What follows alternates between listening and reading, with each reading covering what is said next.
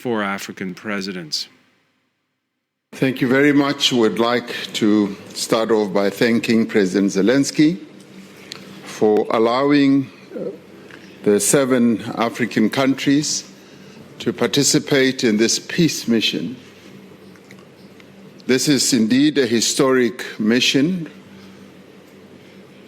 in a quest for peace. And I could say that our mission really revolves around 10 key elements. The first one is that we are here to listen both to President Zelensky, and tomorrow we'll be listening to President Putin.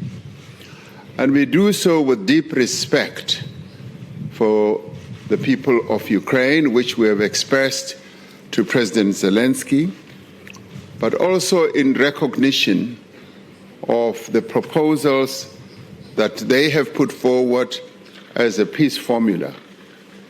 We're going to also listen to President Putin with regard to how he sees the road to peace. But we've also taken cognizance of a number of other proposals that have been made by a number of other parties around the world. And we do believe that this process for peace, much as it is complex, requires that all viewpoints must be put on the table.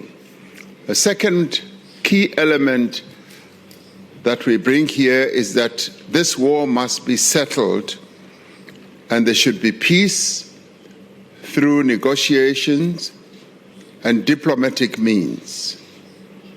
And we should, as we advance towards that peace, because all wars in the end do come to an end, and we believe that this war should be brought to an end as quickly as possible through negotiation and diplomatic means.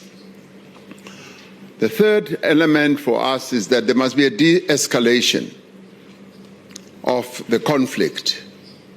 Today, as we were here, we heard of missile strikes, and those types of activities are not good for fostering peace. And we argue that there must be de-escalation on both sides so that peace can find a way to resolve the problem.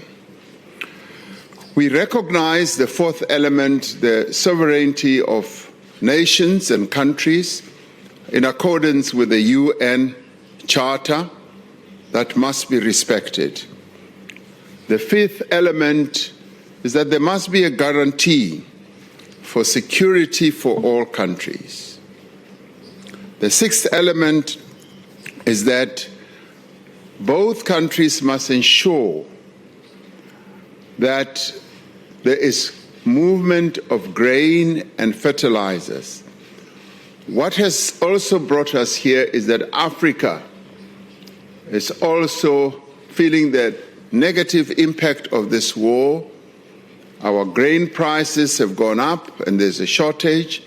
Fertilizer prices have also shot up. So even as we are thousands of kilometers away as African countries, we are feeling the impact of this war. And we say that when it comes to things like grain and fertilizers, there should be an opening up of the logistics so that grain and fertilizers must get to the market. The seventh key element is the humanitarian side, that there must be humanitarian support. There are people who have become victims of this war, who are suffering, and we support that humanitarian assistance must be given to those who have become real victims of this war.